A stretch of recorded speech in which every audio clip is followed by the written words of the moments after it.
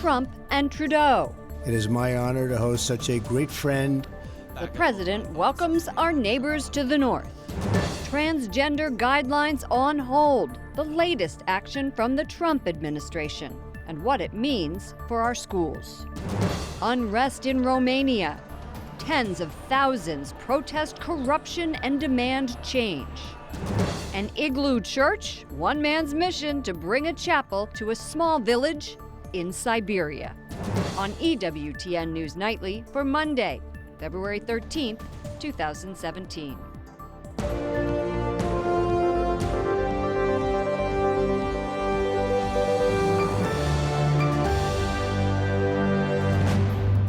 Good evening from Washington, D.C., and thank you to those of you joining us from around the world for news from a Catholic perspective. I'm Lauren Ashburn. President Donald Trump and Canadian Prime Minister Justin Trudeau stress their profound shared economic interests as they meet for the first time. Trudeau, who worked well with President Obama, is keen to build a strong relationship with President Trump. Our two nations share much more than a border. In the first face-to-face meeting between the two leaders, free trade topped the agenda. Make no mistake, at the end of the day, Canada and the U.S. will always remain each other's most essential partner. Trudeau's efforts at bridge building could ease some worries among Canadians, specifically that the U.S. would enact measures which could hurt the Canadian economy. Just 1 week ago, Trudeau met with the U.S. Chamber of Commerce CEO in Ottawa. The two discussed jobs, trade, and the potential for modernizing NAFTA. And despite today's continued focus on common economic interests, both the president and the prime minister fielded questions on President Trump's immigration order. We want to have a big, beautiful, open door, and we want people to come in in our country, but we cannot let the wrong people in. Questions on immigration followed the announcement of a new bilateral task force, the United States-Canada Council for the Advancement of Women Business Leaders and Female Entrepreneurs. They play a tremendously important role, women, in our economy. The news sprang out of a roundtable discussion focusing on women in the workplace organized by Ivanka Trump. I'm really looking forward to hearing from each of you who serve as tremendous role models for me. The Pentagon says North Korea's latest missile launch shows that the country's weapons program pose a clear, grave threat to U.S. security. The statement comes after North Korea launched a missile this weekend. It traveled about 300 miles before landing in the Sea of Japan. Japanese Prime Minister Shinzo Abe condemned the missile launch while visiting President Trump's Florida estate this weekend. I just want everybody to understand and fully know that the United States of America stands behind Japan, its great ally, 100%. The Trump administration has not said how it will respond to the missile launch. The fate of National Security Advisor Michael Flynn is still uncertain following reports that he discussed U.S. sanctions with a Russian envoy before President Trump's inauguration. For a fourth straight day, White House officials would not say whether Trump still has confidence in Flynn. Sources say the president is troubled by the situation, but has not said whether he'll ask Flynn to step down. A member of the Senate Foreign Relations Committee is calling for an independent investigation. This is part of an ongoing concern we have as to why Russia interfered in our elections, what was the motives behind it, what contacts did they make with Americans. This is very much of a concern. Flynn has told administration officials that sanctions may have come up on the calls. It's illegal for private citizens to conduct U.S. diplomacy. Two more cabinet votes. Steve Mnuchin is up for Treasury Secretary. David Shulkin will be heading Veterans Affairs if the Senate approves them. The Senate still also has to approve more than half of the president's nominees. The Trump administration is stepping back from guidelines released by former President Barack Obama over bathroom rights for transgender students. At question, should children in public schools be able to use the bathroom of their choice regardless of their sex at birth? Jason Calvi joins us tonight from the White House. Lauren, back in August, a federal judge put on hold an Obama administration directive that public schools should let students use the bathroom of their choice. The Obama administration appealed, but then President Obama left office. Now President Trump's new attorney general has decided to drop that appeal. Today I caught up with Dr. Ryan Anderson of the Heritage Foundation to discuss this decision. Well, this leaves in place the decision from last August of the judge who put on hold the Obama Dear Colleague letter. So this says in all 50 states, schools are free to make their own bathroom policies, their own locker room policies, their own shower policies, sports teams, hotel rooms, dorm rooms. It says there is no federal guidance on that. We're going to leave it to people, local parents, teachers, local school boards. The states are going to have authority over this, not the federal government. So what about those 13 states that sued the Obama administration about this rule? What happens to their case now? It's unclear. So I mean, it was a one-page filing that simply said that the Trump Department of Justice was not going to be pushing that appeal, and tomorrow's oral argument was not going to be taking place. They were canceling that oral argument. But they then said that we're going to work with the parties to see how best to proceed in this case, how best to settle this case. What they should do is say that last May, when the Obama administration issued that Dear Colleague letter, it was unlawful. That Title IX, which was passed back in 1972, uses the word sex, and by sex it means a biological and anatomical reality, not gender identity, and that the federal government doesn't have authority 40-some years later to say that sex now means gender identity, and then make all 50 states change their bathroom, locker room, shower, and sports team policies. So that's what it was at play back in May when President Obama's Education Department released this rule. What happens now? I mean, there's a lot of issues. This is a hot button issue. What issues are at play? Religious freedom, privacy, what do you see at play here? Yes, I mean, what's at stake here is how do we balance both the privacy concerns of a transgender student with the privacy concerns of all the other students. There's a legitimate concern that a female student has not to have a biological male who identifies as a girl in her locker room, in her bathroom, sharing a shower facility with her. We need to find a policy that would protect the dignity of both sets of students. The Obama policy was entirely one-sided. It was all about protecting the transgender student, and it entirely ignored the privacy, safety, and dignity concerns of all of the other students. We need to find a way to protect both. Do you think that with the Trump administration making this decision to at least put this on hold for now, that this gives us an indication of where they're going on transgender issues in the future? It's hard to tell. We can hope. What they should do is that both the Department of Education and the Department of Justice should issue a Dear Colleague letter similar to Obama's, saying we're going back to the way things had been for the prior 40-some years under Title IX. For the first 40-some years of Title IX, no one thought it meant that boys who identify as girls have to be allowed access to locker rooms, bathrooms, and showers according to their gender identity. They could simply say we're going back to the way it always used to be. And Title IX, really quick, is? Title IX is the federal law that prohibited discrimination on the basis of sex in all federally funded education programs. It was meant to guarantee the equality of girls and of women. It turned Title IX on its head to now say that boys who identify as girls and men who identify as women should be allowed unfettered access into girl-only spaces. Very complicated issue. Thanks for clarifying for it. Ryan Anderson, thank you. Thank you. And in a separate transgender case, the U.S. Supreme Court will hear the case of 17-year-old Gavin Grimm next month. She was born a girl, but now considers herself a boy and is fighting her school district for refusing to allow her to use the boys' bathroom. Lauren? Jason, could Donald Trump's Supreme Court nominee be on the court by then? We expect Judge Neil Gorsuch's confirmation hearing in March. He could be confirmed by the Senate then shortly after that. And the U.S. Bishops' Conference has weighed in on this transgender issue, reminding the faithful that children should be taught to accept their body as it was created. That in itself is a quote of Pope Francis's letter, The Joy of Love. Jason Calvi at the White House. Thank you, Jason. California evacuates nearly 200,000 people downstream from the nation's largest dam. However, the height of Lake Oroville dropped today, stopping water from pouring over the spillway. Heavy rain and snow across California caused the overflow for the first time in the dam's 50-year history. Officials will assess the damage before lifting the evacuation orders. A winter storm moving through the Northeast dumps up to 16 inches of snow, and investigators in Pennsylvania blame the blizzard for at least one death. Other stories our EWTN News Nightly team is covering in today's world. A suicide bomber targets police officers who were escorting a protest in Pakistan, killing at least 13 people. The blast ripped through the crowd as pharmacists were protesting new laws on drug sales. 60 others were hurt. A group connected with the Taliban is claiming responsibility for the attack.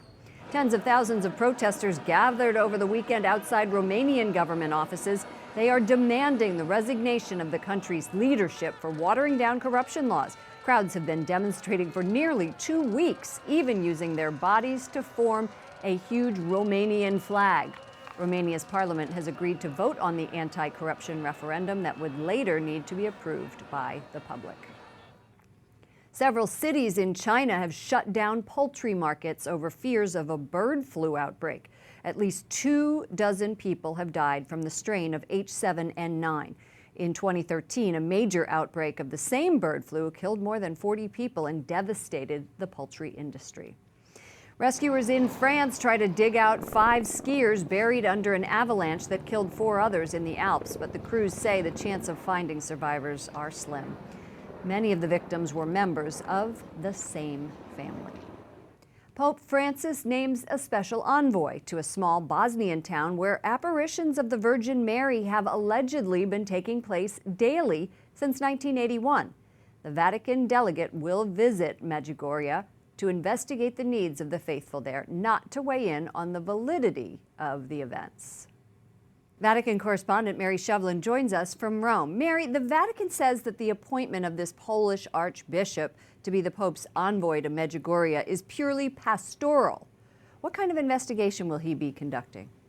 Well, Lauren, we have to remember that millions of people have visited this site in this very small mountainous village in Bosnia since 1981. We're talking millions of people making it their destination pilgrimage spot. So he's going there 36 years later, let's say, to assess the needs of the pilgrims there, of the faithful. You can be in Medjugorje, say, with 35 priests hearing confessions, yet the lines are 300 people deep. So he needs to assess the situation, see what is being provided, what's working, but on the base of the needs he sees there, to make a report to the Holy Father on maybe some suggested pastoral initiatives for the future. Because whether the apparitions are authentic or not, the care of the faithful does need to be looked at. Sure. So these are reported apparitions, and the Vatican is investigating. Where does this stand now? They've been looking into this since they began, as I mentioned, in 1981. First at the local level. The local bishops have been divided or against the apparitions from the beginning.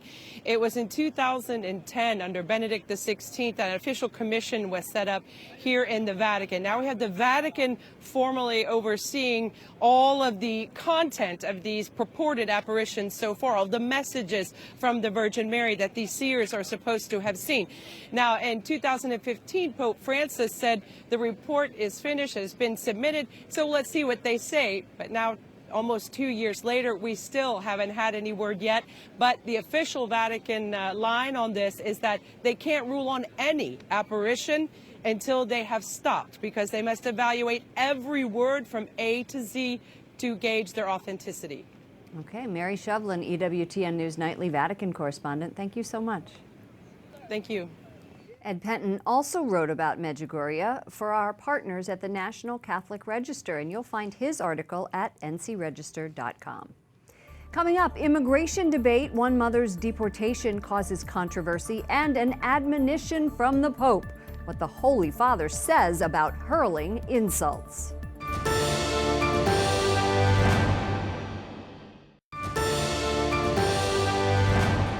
The Immigration and Customs Enforcement Agency calls the recent deportation of illegal immigrants, quote, routine. But President Donald Trump sent a tweet saying the crackdown on illegal criminals is merely the keeping of my campaign promise. Gang members, drug dealers, and others are being removed. One case drawing attention is that of Guadalupe Garcia de Rayos, a mother of 2 in Phoenix who pleaded guilty nearly a decade ago for using a false ID to get a job as a janitor. The government originally declined to deport her, but on Wednesday, she was sent back to Mexico. I can even explain how it is to be without my wife, go in their house and see the house empty without her. It's really hard. Guadalupe's husband says their 2 children are also heartbroken. Joining us now is Alfonso Aguilar, president of the Latino Partnership for Conservative Principles and the former chief of the U.S. Office of Citizenship. Welcome to the program. Thank you for having me. Nice to see you again. The Immigration and Customs Enforcement Agency is also known as ICE. Right. And it says that these raids are routine. Yes.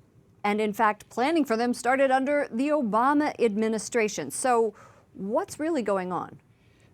The raid that took place last week is the same type of raid or the same types of raids happened during the Obama administration. They're not indiscriminate raids. They're not going after everyone door to door. They're actually going after people, undocumented immigrants who have serious criminal records. And that's exactly what happened this time. With Guadalupe. Well, with Guadalupe is an exception, but I will say it is an exception. And it's a sad exception because she clearly didn't pose a threat to her community. But sadly, she had committed a crime and she had been convicted of false impersonation. So that is a crime. But the majority of undocumented immigrants have not been convicted. So they shouldn't be concerned. In this case, with the raids, they were really targeting people with serious criminal records. In Southern California, for example, 160 people were detained. Of those, 150 had criminal records. Wow.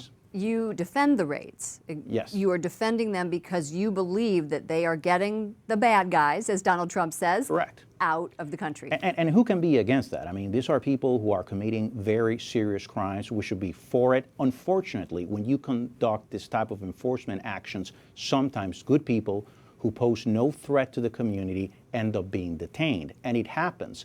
But enforcement has to continue. That's why we need immigration reform, so people who have no criminal record have nothing to fear. Sadly, I think there are some in the left who, and many Democrats, want to play politics with the immigration issue and are spreading lies. Democrats, you think, are doing that, using it for political purposes? Well, they were saying that they were setting up checkpoints, that they were going door to door. Which is not true. And it's not true, and they're promoting fear in the community unnecessarily. And frankly, again, what happened this last week is the same thing that was happening during the Obama administration. But isn't Donald Trump saying that these raids are as a result of his presidency? So doesn't it go both ways? Well, right, but to be fair to Mr. Trump, this is not the beginning of mass deportation, as Democrats are saying. True. Basically, he's prioritizing, and he said in his tweet, he's going after the bad guys, people with serious criminal records. So, in a sense, this is positive, because what he has said is after he builds fencing, the wall in the southern border, and we deport people with criminal records, he wants to deal constructively with those people, undocumented immigrants, who he called terrific people who have no criminal record. In the beginning, though, you were not a big Trump supporter. You didn't vote for Donald Trump. We had you on the show saying you wrote somebody in. Exactly. So now you're supporting what he's doing on immigration, and you're also supporting the wall. Is that right? Right. Well, I've always supported building the wall and enforcement actions to remove people with serious criminal records. My concern is the people, undocumented immigrants who have no criminal record. I support bringing them out of the shadows. With Mr. Trump, I was supportive once he won the nomination. I withdrew my support after the immigration speech he gave in Phoenix, where he said that every single undocumented immigrant would have to go back to their home country. Mm-hmm. But since then, since he won the nomination, his rhetoric has changed and it's much more constructive. He's saying he wants to find a solution for the dreamers. He wants to find a solution eventually for those who are here illegally who have no criminal record. So is that hurting or helping him with Latinos?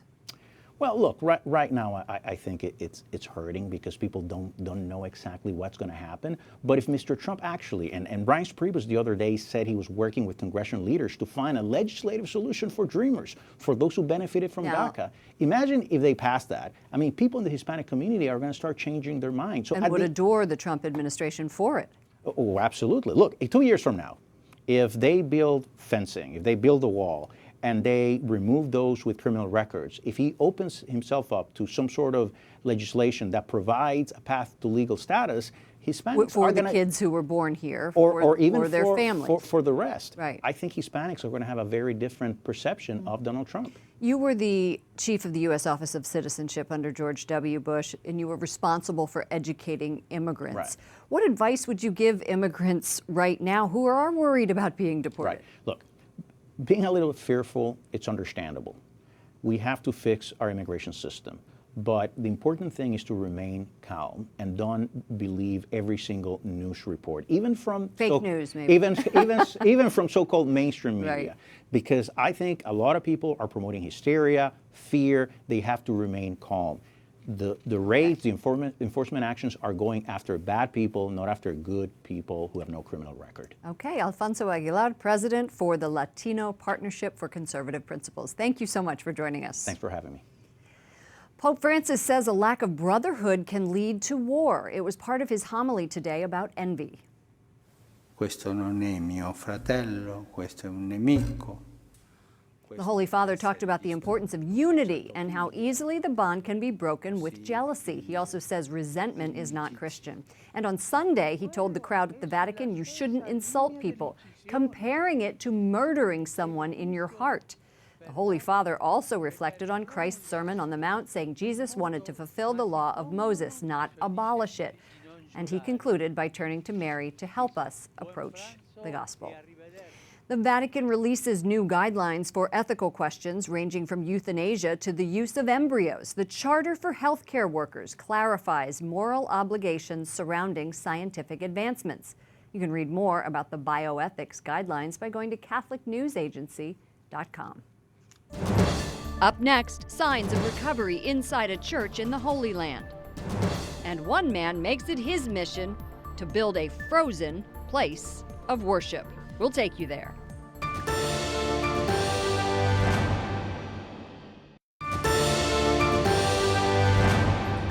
Archaeologists make a major discovery in the Judean desert. Israel's Hebrew University says the archaeologists found a cave that once contained Dead Sea Scrolls. It's the first Dead Sea Scroll-related discovery in more than 60 years. And although the scrolls were missing, they found storage jars and other materials. The Dead Sea Scrolls date back as far as the early 4th century BC and contain the oldest copies of biblical texts. One of the most famous Catholic churches in the Holy Land reopens following a 20-month restoration. The Church of the Multiplication of Loaves and Fish was burned in a 2015 attack believed to have been carried out by Jewish extremists. The arson damaged the church's roof and burned prayer books. Yesterday, the president of Israel joined worshipers for a prayer service to celebrate the repairs. I want to thank all the people who worked hard to restore this place, and to say clearly, to say loud and clearly, that hate cannot win. The church is a popular stop for Christians visiting the Holy Land, marking the spot where Jesus was believed to have fed thousands of people with a few loaves of bread and fish. In Russia, plans to return a landmark cathedral back to the Russian Orthodox Church is causing controversy. The cathedral in St. Petersburg was seized by the state in 1917 and became a museum. The city now wants to return it to church control. Opponents fear if that happens, tours will focus on the cathedral's religious aspect and less on the cultural importance. Proponents say the cathedral is debased by secular control. They organized a demonstration that attracted about 1,000 people, but one opposing returning the cathedral to the church was about twice that large. When a village in Siberia, Russia, was without a church, a man took it upon himself to build a place for people to pray, using ice. The villager worked on the chapel every day for nearly 2 months, even when temperatures outside dropped to 22 degrees below zero. He used 424 cubic feet of fresh snow to make it. The village doesn't have a church or a priest, and residents hope that when this ice church melts, it will be replaced by a permanent one. For all of us here at EWTN News Nightly, to all of you around the world, I'm Lauren Ashburn. Don't forget you can see every broadcast of the show on EWTN's YouTube channel. I'll see you again tomorrow.